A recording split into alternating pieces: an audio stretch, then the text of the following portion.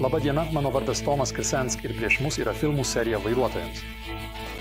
Ar ir jūs girdėjote, kad čekas greičiau prisipažins esąs prastas meilužis, nei prastas vairuotojas?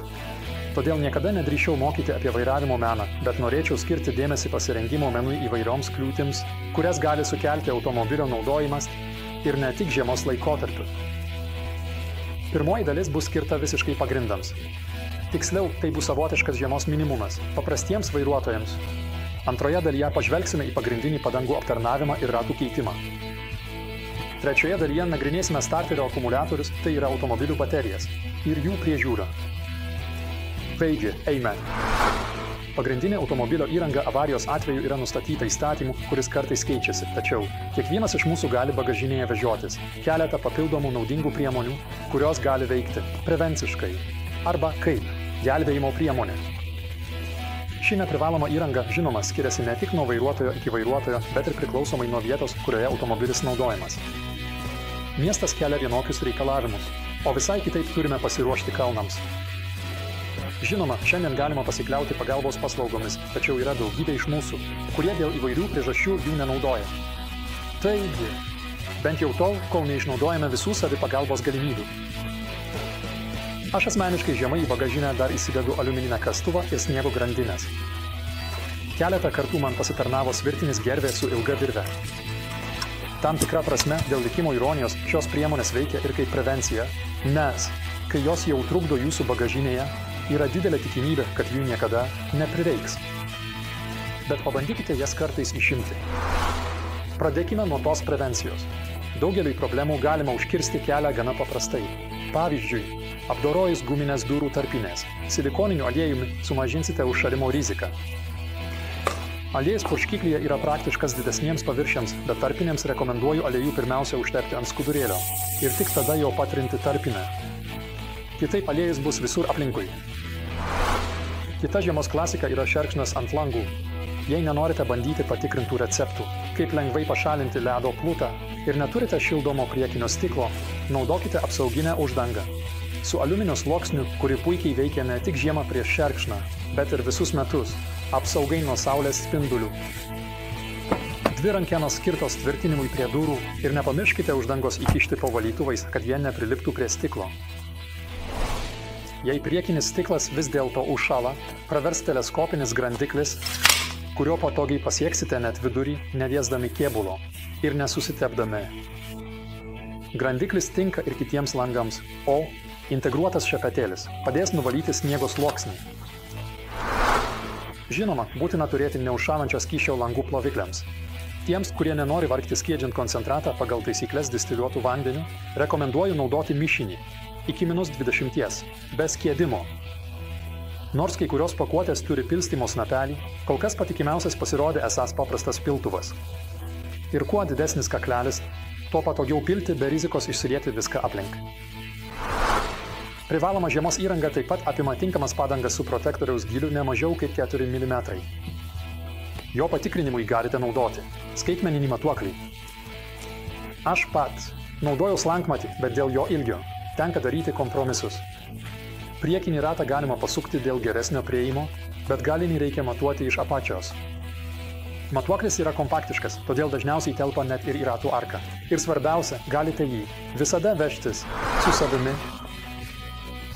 Kalbant apie padangas, gerai reguliariai, geriausia bent kartą per mėnesį tikrinti padangų slėgį. Dėl paprasto patikrinimo nereikia iš karto važiuoti prie kompresoriaus degalinėje.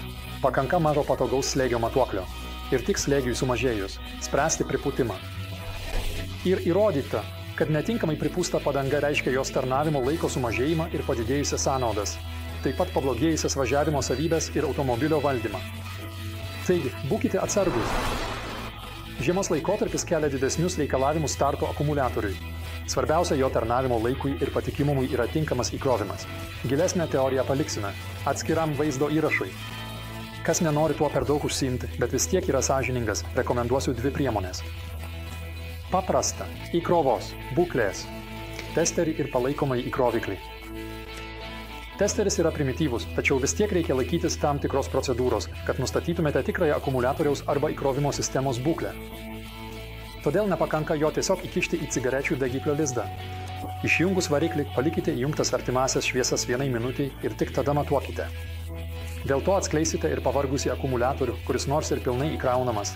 Tačiau net ir esant mažai apkrovai labai sumažėja įtampa ir baterija tada nesugeba tiekti pakankamos srovės. Užvedimui, ypač žiemą. Geltona dioda signalizuoja, kad baterija yra tvarkinga, jei šviečia geltona ir raudona kartu, akumuliatorius yra vadinamasis pradėtas, bet galbūt tai tik kokia nors pašalinama problema, pavyzdžiui, mažai elektrolito. Na, o tik. Raudona dioda praneša apie stipriai išsikrovusį akumuliatorių, nesvarbu ar dėl jo pažeidimo, ar netinkamai veikiančio įkrovimo. Ir būtent ar įkrovimo sistema veikia tinkamai, sužinosite po 4 valandos važiavimo arba variklio veikimo laisva eiga. 15 minučių. Veikiant varikliui įkiškite testerį į lizdą ir žalia dioda rodo, kad viskas tvarkoje, žalia kartu su geltona reiškia per žemą įkrovimo įtampą, o žalia su raudona per aukštą įkrovimo įtampą, kuri pažeidžia akumuliatorių. Kaip jau minėjau, kartais praverčia maža įkroviklis už kelis eurus, kuris tiekia tik tiek energijos, kad automobilio akumuliatorius visada būtų įkrautas. Jis papildo energiją, kuri prarandama dėl akumuliatoriaus savaiminio išsikrovimo. Ja gerai naudoti, jei žinote, kad jūsų akumuliatorius yra įkrautas ir nebus naudojamas ilgesnį laiką. Tada galite būti tikri, kad kai jo prireiks, jis bus pilnai įkrautas. Jums nereikia jaudintis, kad jis ilgą laiką bus prijungtas prie akumuliatoriaus. Įkroviklis jo neperkrauna.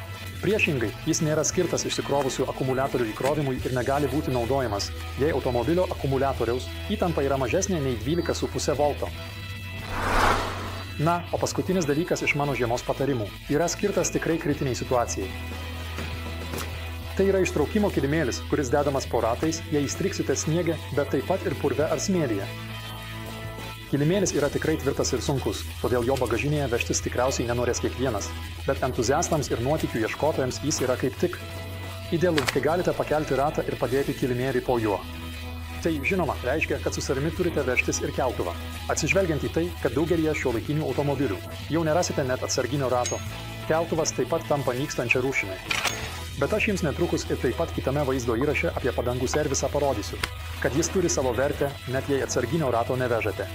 Na, dar grįšiu prie kilimėlio. Jei neturite savaime užsiblokuojančio diferencialo arba diferencialo už rakto, jums reikės kilimėlio po abiem varomaisiais ratais, nes kitaip ratas ant kilimėlio nesustotų, jei kitas ratas slystų. Ir jei vis dėlto nuspręstumėte įsigyti keltuvą, gana praktiškas ir už gerą kainą yra rinkinys, kuris be hidraulinio keltuvo iki 2 tonų taip pat apima atramas ir pleištus.